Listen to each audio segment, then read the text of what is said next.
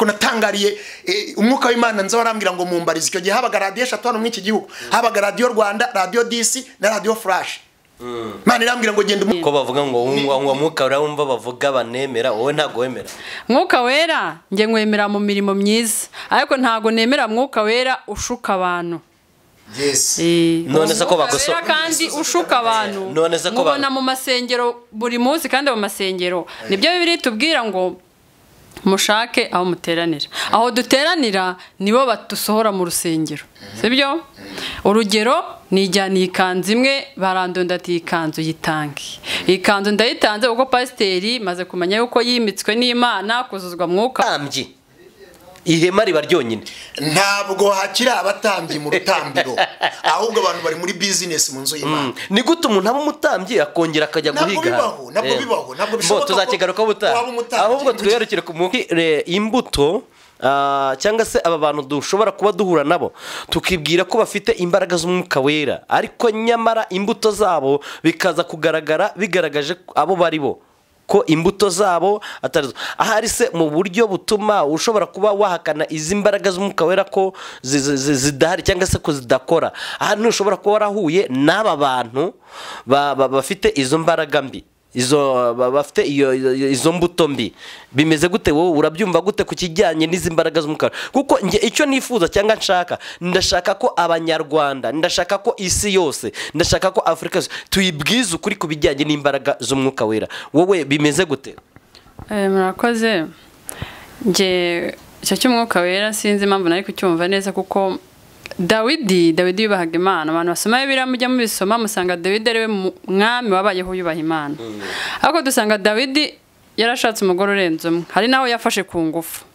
kandi iyo dusomye Bibiliya dusanga Dawidi yarahangwagaho n'uwo mwuka wera umbwira nta nyamaswa n'imwe yananiye Dawidi sanga neza iyo somye Bibiliya sanga Dawidi ariwe muntu wagize iherezo ritandukanye n'ry'abandi bami ndetse n'umwana we yima ingoma kubw'urubyaro rwa Dawidi kubw'umwana we ari we Salomo ahabwa ubwami kubw'ijambo se yavuze uwo mwuka wera uri kumbwira iyo somye neza sanga Imana yarahaye umugisha Salomo kubera Dawidi aho rero n'aba bapasiteri njya mbihuza nkabibarasa nkasanga abapasiteri bo muri iyi minsi nta n'umwe nunze urutoki abapasiteri ahantu muri mu mbabarire ariko izo mbuto uri kumbwira so mu buzima busanzwe njya mpura nabo aho bari barambona gusa ndababwiye ngo Imana ibabarire niba umwuka wera bawufite niba batawufite ibafashe bawubone ariko iki kintu uri kumbwira cy'umwuka wera njye sinzi impamvu nari kubyumva neza pe ariko tutagiye kuri urakoze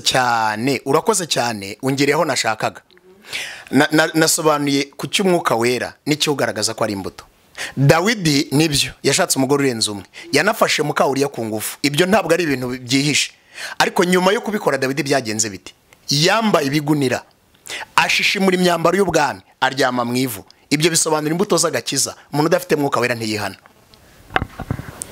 kandi ko mbona abapasiteri rwatwihanisha mu rusengero ikibazo gihari uyu muntu kwihanisha atihana nta mwuka wera afite koko niba yabikoze uyu munsi neje akabikora neje ubundi akabikora uyu muntu nta mwuka wera afite ntawo wikwirirwa umushakiraho wikwirirwa unabitindaho byinagukerereza byinagutesha umwanya komeza urugendo umwihorere icyapa kikubwira ngo jya Karuruma ikikubwira ngo jya Iremera ikikubwira ngo jya Kimironko kirahaguma ukagenda byigutesha umwanya kuko uyu muntu mu by'ukuri umuntu wese ukora ibyaha no wa kamere ntabwo ari umwuka umuntu umwuka ntakora ibyaha uyu muntu rero nubona niba umuntu ari umuririmbyi niba umuntu ari umupasiteri niba umuntu ari umuvugabutumwa niba umuntu ari yitwa umunyamasengesho niba umuntu yitwa umuhanuzi ariko ukabona afite ibyaha nta mwuka w'Imana wera afite yigukerereza rero ngo byirirwe bigutesha igihe bitume nawe hari aho utagera bagombaga kuba wakageze bituma utagera ahantu wagombye kuba wigira ngo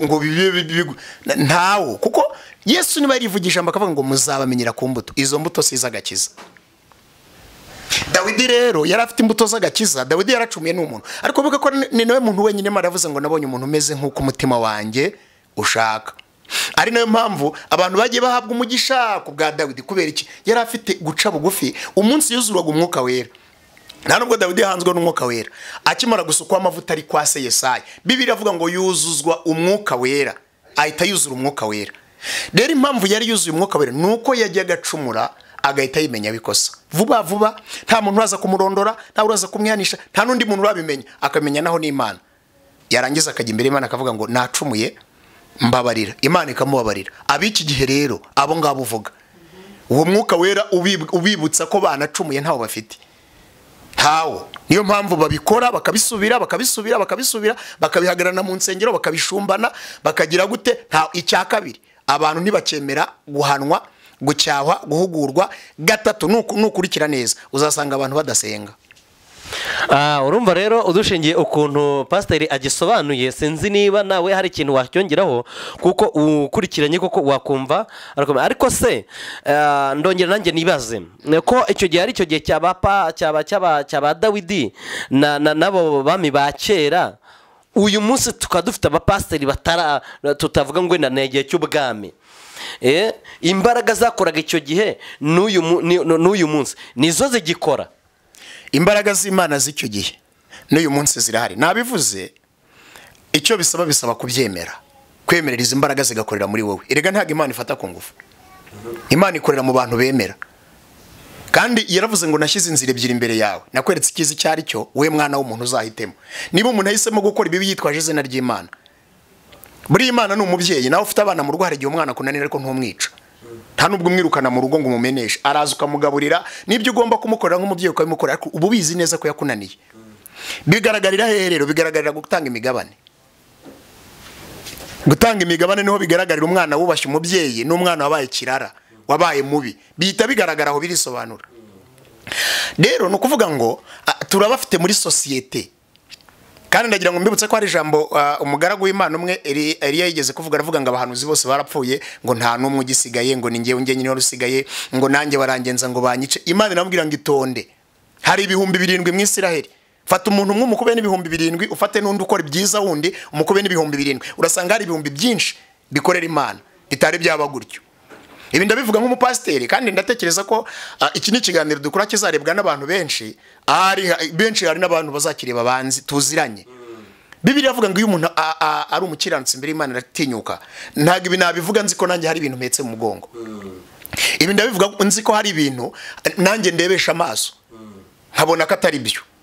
Ibyo ari byo Gogo yavugaga, kandi bikorerwa muri abo bantu bitwaje izina ry'Imana. Erega no kuvuga izina ry'Imana ntibisobanuye ko umuntu aritunze mu mutima. Ntabwo bisobanuye ko umuntu aritunze mu mutima. Ashobora kuba arivuga ari umupfumu, ariko kubera ko atari bukubwira ko ari umupfumu, akakubwira ati nkorera Imana, rimwe na rimwe ntunasobanukirwa Imana akorera, yarangiza akikingirizamo akakantu. Ariko Yesu yavuze ati bazakora ibitangaza bitwaje izina ryanjye. Kandi ikindi mbibutse n'ikindi, ese mwari muzi ko hano hanze hari tirike yuko bafata umuntu bakamwambika imbago, bakamuha imbago atavunitse? Mwari muzi ko hano hanze hari ibintu abantu bakora bakagaragaza ko ari imbaraga z'Imana, ari ibitangaza biri kuba, ariko ari tirike bari gukora, ibyo bintu bidahari? Ari naho hantu rero nshaka kugira ngo rero tubwize abantu kuri, ko izi mbaraga zihari, hakaba hari abantu bagaragaza ko bari gukoresha imbaraga z'umwuka wera kandi zidahari.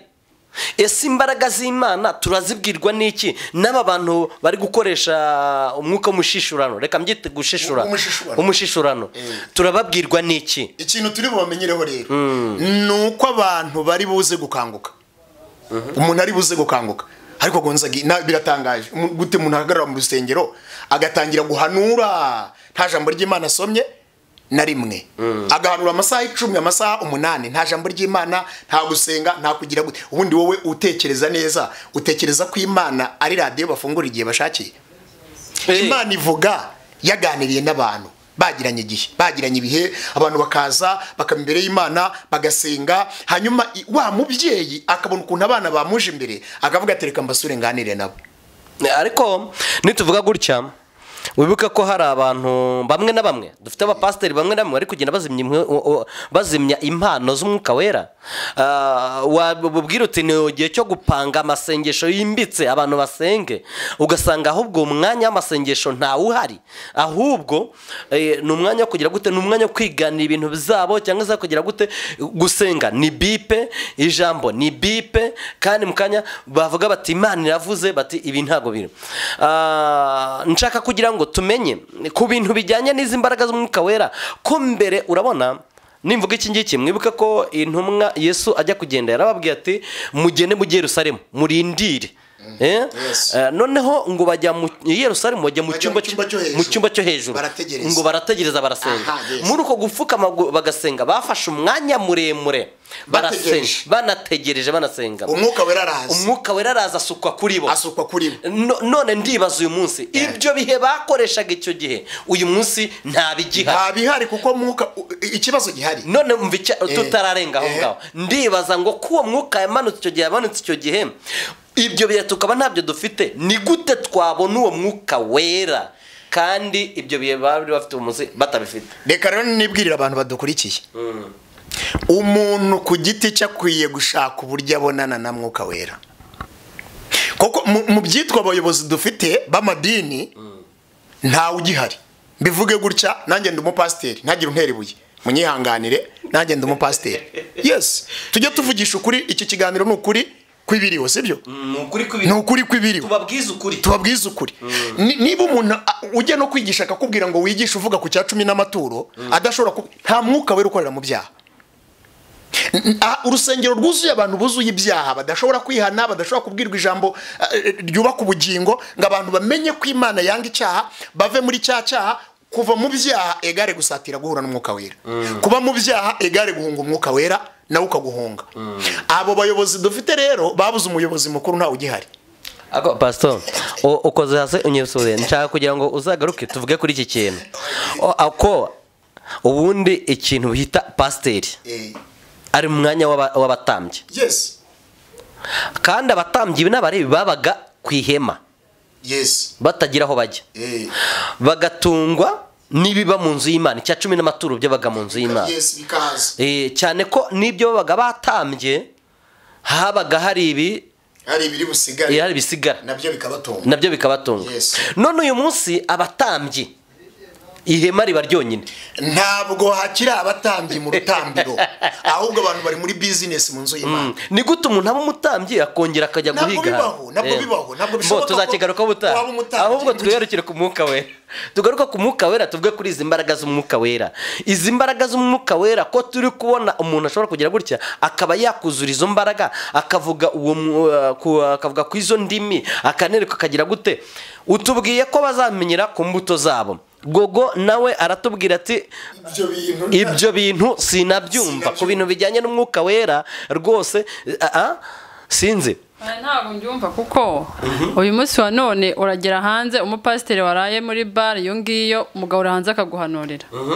wajya mu rusengero ariko wibuka ko yakikubwiye ko akubwira ko ijambo rivuga ngo izahagara ku bitugu by'abapfapfa ibwira abantu bayo ibyo ndabyumva neza cyane ahubwo icyo ntari kumva abo bapfapfa twibuka ko Sawuli yagomeye Imana amaze kuyigomera Imana iramureba kandi wibuka ko Sawuli ari we muntu wari ufite igihagararo mu bwoko bw'iwabo cyangwa se muri karitsiye y'iwabo niko nabyita arangije afata ubwami nk'uko nabyita ko yabwibye kuko yumvaga bushaka arabuhabwa ariko igihe kimwe Dawidi aricyo ndimo mvuga bijyanye n'umwuka wera Dawidi ngo Sawuli ari guhiga Dawidi ngo yisha mu mwobo Sawuli sinzi ngo ukuntu yagiye gutunganya gahunda ajya kuyitunganyiza ahantu Dawidi yisha babyita gutwikira ibirenge gutwikira ibirenge hanyuma umugaragu wa Dawidi araza abwira Dawidi ati kuba n'Uwiteka mukugabije ntiwafata inkota yawe mu kindi kinyarwanda ukamwica Dawidi amusubiza avuga ati biragatsindwa kurambura amaboko ku muntu w'Uwiteka yimikishije amavuta aho ndashaka kuza kwasubiza neza reka banza atanga ikibazo neza Sawuli yakoze ibintu bibi pe kuko ari nayo Imana mutuye tegera unzanira ibitambo Sawuli yicira inzira azana ibibyibushye kandi Imana itabimutumye aho ndasimbuka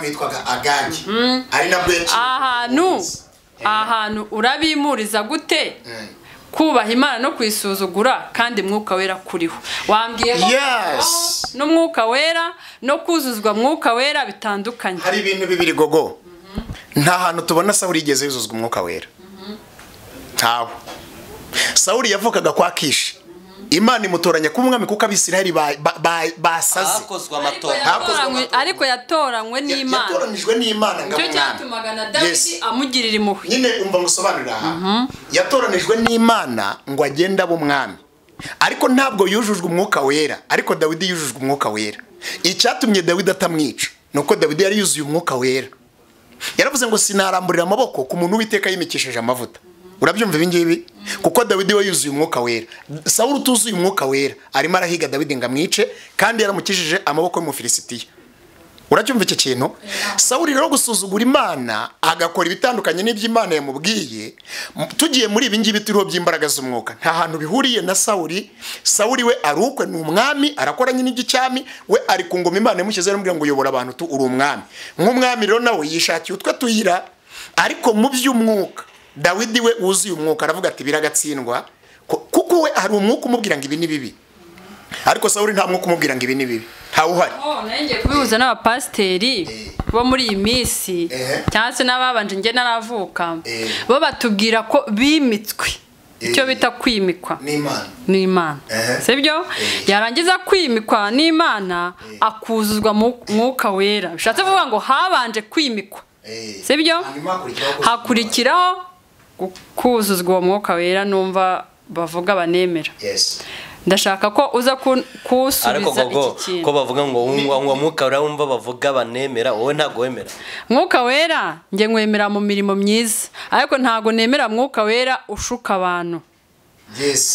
None se ko bagosora kandi ushuka abantu. None se ko mubona mu masengero buri munsi, kandi mu masengero nibyo Bibiliya tubwira ngo mushake aho muteranira. Aho duteranira nibo batusohora mu rusengero. Sibyo? Urugero nijyaniye ikanzu imwe barandonda ati ikanzu yitange. Ikanzu ndayitanze uko pasiteri maze kumenya yuko yimitswe n'Imana kuzuzwa mwuka wera, ninangiye ikanzu Imana irameshana. Ngeze mu rugo ndi nataze ndayibura, niyo nasize mu rugo sanze imbeba zayiriye, nizeye rya jambo pasiteri yambwiye. Ugiye kubimuriza gute ubisobanure ubinyumvishe? Wa mupasiteri koko afite mwuka wera yahanzweho cyangwa ahubwo ni ikindi kintu yahanzweho kitari mwuka wera ariko cyaje mu ishusho ya mwuka wera kandi nayo mbi? Erega gogo, hari ikintu ugomba kuzasobanukirwa muri ibi bintu. Uzasobanukirwe neza umuntu wahamagawe n'Imana ikamushyira mu murimo wayo akajya kuyikorera, n'umuntu waje afite ikintu ashaka yizanye wenyine akavuga ati ndagiye. Kuko na Bibiliya avuga ngo hari abantu baciye mu madirishya barasesera bagwamo, hari naburiye inkiki. Ubu iki gihugu cyacu nticyemera forode, ntubizi? Ariko se ubu tuvuge ko nta bantu bacuruza forode muri iki gihugu? Yes, of course barahari. Abo baforoderi rero, abo baforoderi bari mu rusengero. Uyu muforoderi rero we nakureba azavuga ati gogo ndabizi. Muzanarebe reka nongereho naka kantu. Ntimureba iyi gahunda yo gutanga ibya 10 mu envelope banditsemo amazina. Ntabwo ari muhezo kugira ngo bajye kubasengera. Mw'abantu b'Imana mwe mujye mubimenya. Simpuwe. No kugira ngo bamenye ngo gonza gahembwa ngahe. Wabyumvishe? Peter ahembwa ngahe. Gogo ahembwa ngahe. Niba ahembwa miliyoni mujye mushyira ku ntebe y'imbere. Hajya atanga icya 10 cy'ibihumbi 100 cya buri kwezi. Nitugira n'ikibazo hana zagikemura. Ejo pasiteri niba umusora mu nzazana guhamagara kubwira ati nyamuneka nzi ko agashahara gahari. Wabyumvishe? Aba baforoderi rero nibo bishe ibintu, ariko abantu b'Imana baracyariho n'abantu bakoreshwa n'umwuka w'Imana. Haleluya, baracyahari. Mbo urakoze rero pasiteri, nukuri kuvuga ngo iki kiganiro urabona ko nibyo nababwiraga nshaka kugira ngo tubwize abanyarwanda, tubwize isi yose ukuri. Kuko urumva ko dufite abafroderi bari gushaka kudushuka, bagashaka kutwereka ukuri kw'ibintu bidahari, ariko twebwe dushaka kubabwiza iki? Ukuri kw'ibiriho. Ubundi gutanga icya 10 no gushyira mu envelope ukandikaho izina Imana biyunguye. Ntaho bihuriye. Wewe niba ugiye gutanga icya 10 cyawe ukagifata ukagenda ukagishyira mu giseke cy'itorero, ntabwo ari ngombwa ngo ujye kugihereza pasiteri. Si ngombwa kugira ngo namenye icyo watanze. Upfa ko wakiranukiye Imana ku bwawe. Ariko iri strategy ni ukugira ngo bamenye umushahara winjira mu bakristo dufite ungana iki. batangire bakugenzura ejo nutagitanga uzare ko bataguhamagara bahita bavuga yewe se ko mutaratanga icyacumi ukagira ngo akazi ukora barakaguhaye bagize intege nkeya yewe bagize intege nke buriya baraguye bagize gute kandi wenda ushobora no kuba wagize n'ibindi bintu byanakugonze byatumye utagitanga gusa nibutse abantu ko gutanga icyacumi nibyo ni umugisha buryo umuntu abakorera ariko ntabwo ari agahato nanone bikorwa n'umuntu nawe ubikunze kandi ukabikora uzi ko ari umugisha icyacumi nacyo cyabaye kimwe mu kibwiriza dusigaye tubwirizwa ndakubwira noneho babaha n'amamvirope erega nababwenga ibintu bivuga nk'umupasiteri abapasiteri rwose banyihangane ntibantera amabuye ariko ntabwo ndi umupasiteri winda ndi umupasiteri ukorera Imana ntabwo nkorera inda ntabwo nahamagaye no kugira ngo nkorere inda nahamagaye no kugira ngo nkorere Imana kandi nkorere ijuru nk'uzaritaha rero iyo akubwiye ngo shyiramo wandike n'izina mbabwire inshuti zanjye nta mpuwe zihari nta n'ujya kubasengera handi babwira ngo bazabasengera amara gukuramo amafaranga akayashyira mu ikofi agasohoka akigendera uzongera umutegereze ubundi akabamenya umushahara uhembwa agahita ashyira muri agenda akavuga ati kana kahembwa akajya avuga ati ubwo ngubwo icyacumi cyinjira mu kwezi wenda ni miliyoni 2 uyu muntu rero ejo uzasanga igifu cyaje yazagira ikibazo agahita ahamagara wa guhembwa menshi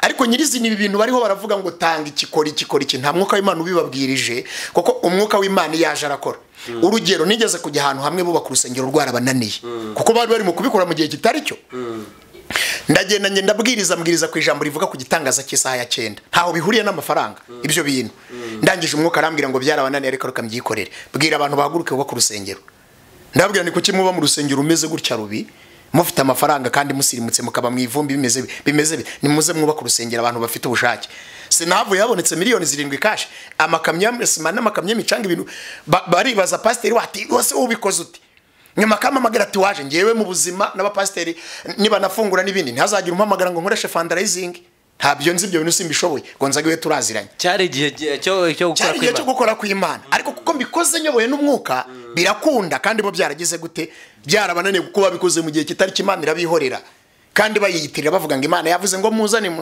abaforoderi rero ntago bahagaze mu mbaraga z'umwuka w'Imana iyo uhagaze mu mbaraga z'umwuka w'Imana umwuka w'Imana wenyine araza wowe uhagaze umwuka w'Imana arikorera wenyine iyo uhagaze mwuka w'Imana arikorera niyo mpamvu rero ukuri kw'ibiro nuko hari abantu bakoresha ibisa nawo ariko atari wo ariko nanone ntidufata abantu bose ngo tubashyire mu gatebo kamwe barahari buzuye umwuka wera Pastor turi kwegera gukorotira kino kiganiro ndagira ngo udufashe kuko urabona ko abaforoderi turi kumwe kandi ni benshi tubanye nabo ndababazwa nuko abakristo bene data bene wabagogo nanjye ndabazwa nuko bari kujya bene wacu twese namwe mudukurikiye bene wacu bo mu nzu y'Imana turabazwa nuko bafashwe n'abaforoderi bakabakoresha iby'inyungu zabo badakoresha inyungu z'umurimo w'Imana cyangwa se n'ibintu dukora tuzi ko tuzagororerwa aba bene wacu Pastor dufashe udushakira ijambo nibura ryadufasha kugira ngo turebe ukuntu tugarura bene wacu bari bukora iki ko bamaze kumenya ko babana n'abaforoderi mu nzu y'Imana babana n'abaforoderi aribo babanye nabo aribo babafasha aho kugira ngo bari kumwe na pastor bari kumwe n'abayobozi babayobora babwiza ukuri bari kumwe n'abaforoderi mwene data tumufashe iki kugira ngo ave mu maboko y'umuforoderi ajye mu maboko y'umutambyi ikintu turi bufasha abantu nta nubwo turi bujye kuri abantu ntibakunda gusoma ijambo ry'Imana icyo ni kimwe bakunda ijambo ry'Imana insengero zuzuye abantu badafite ijambo ry'Imana ari nayo mpamvu bari mu kubashuka bakabayobya kuko iyo ufite ijambo ry'Imana hari icyo naryo rikubwira niyo usoma ijambo ry'Imana Imana ivugana nawe si ngombwa ngo bavuge zo derere si ngombwa ngo bavuge bati yatambutse imenye kajya basi imenye amatasi si ngombwa ngo bavuge ngo fantasy project ho gazeze ntabwo ari ngombwa ngo bajye gupfundikanya ibyo mbibutse ikindi kintu ibi bintu byitwa ubuhanuzi nabyo dusigaye dufite ngo abantu baba barimo babyigisha bigisha iby'umwuka bati ni gute umuntu akwigisha guhanura kwigisha iby'umwuka ati umwuka akaruza akakwigisha akakubwira ibyo azagukoresha akakubwira azakunyuza bitewe n'icyo gushakamo umuntu arakubwira ngo bavuga ururimi batya urwo rurimi rutangwa n'Imana uwo muntu yarwigiye ariko Bibiliya hari iki bivugaho Bibiliya iratubwira ngo wifuza impano nziza yifuza impano yo guhanura none ko bazifite bakatuyobya ikibazo gihari icyo cyo kuyobeshwa n'impano z'ubuhanuzi.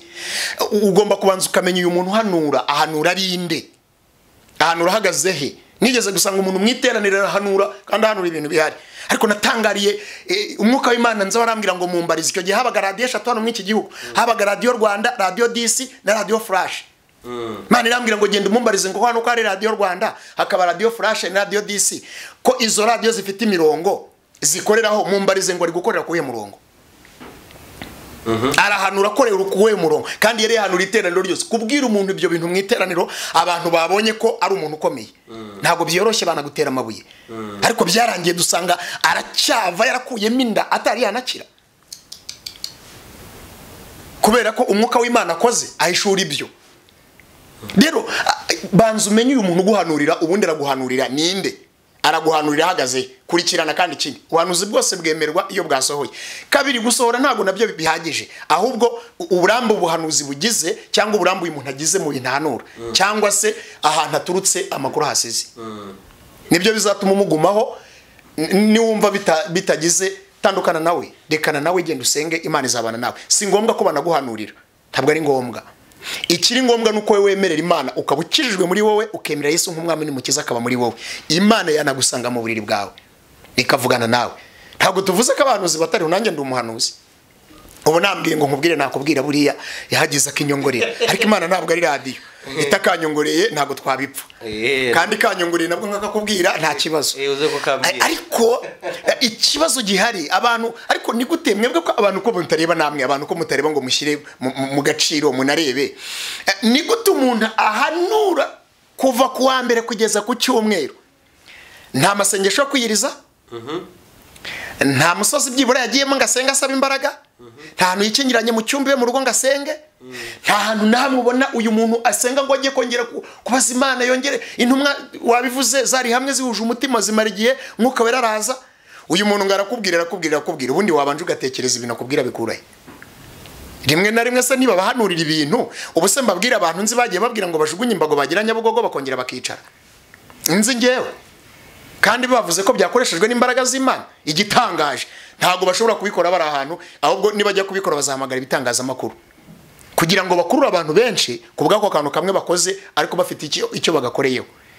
Ariko umwuka w'Imana yagiye gukora ntabwo bigomba kujya guhamagara amateleviziyo ibindi bintu, ahubwo ibintu by'Imana birivugira. Yesu yajyaga amara gukorera umuntu igitangaza akambwira ati wirinde ntugire uwo ubwira, ariko si umuntu yaracecekaga, yaragendaga akavuga ati nahuye na Yesu. Ngiwe nzi umuntu nasengeye, yarasengewe n'undi muntu mw'iki gihugu ntari buvuge, yararwaye, yarakoze impanuka yangirika amaguru, araza baramubwira ngo nasiga imbago, ageze Nyabugogo birananirana. Umugore we yagiye guteza ikavuye muri urwo rusengero, temumpa imbago z'umugabo wanjye. Nyuma twarahuye turasengana igihe kirekire, ntago iba ari ibintu biba bihita byirukanka, ariko aza kuva mu mbaga arongera agenda neza. Ibyo ni amakuru mfite. Ubwo se ni umwuka wera wari umuhagurukije. Umwuka wera ashobora kugukura mu kibazo akakigusubizamo, ntabwo bibaho. Rero niyo mpamvu tugomba kwitonda, tugashishoza.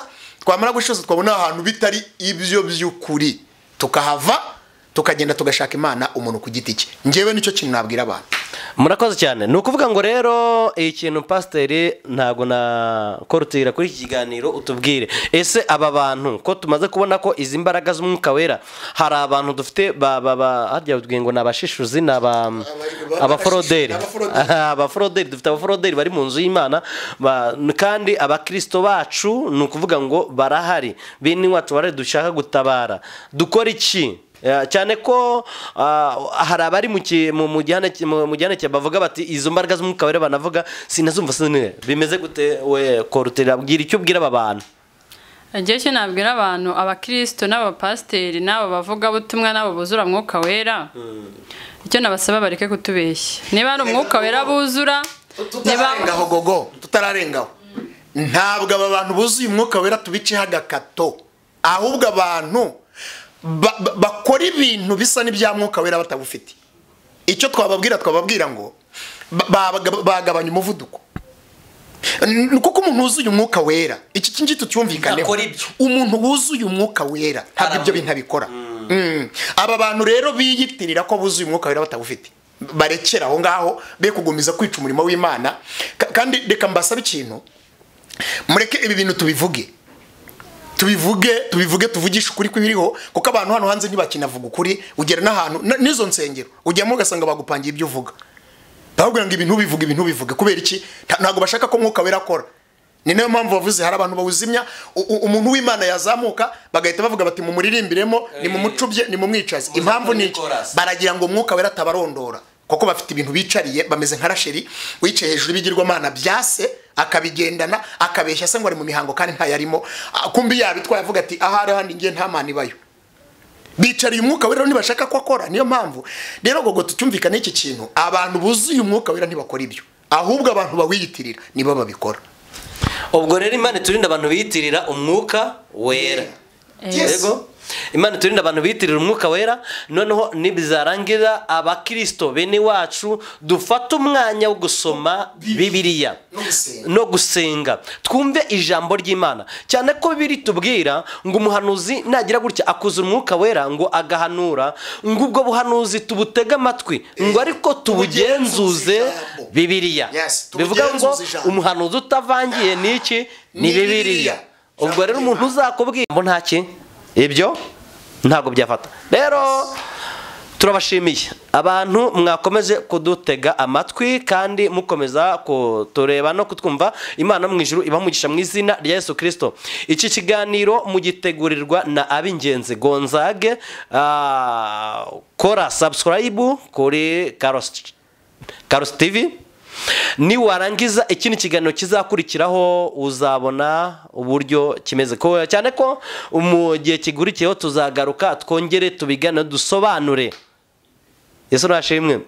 Hari byinshi tuzabasobanurira ku bintu bijyanye n'izi mbaraga z'Umwuka Wera.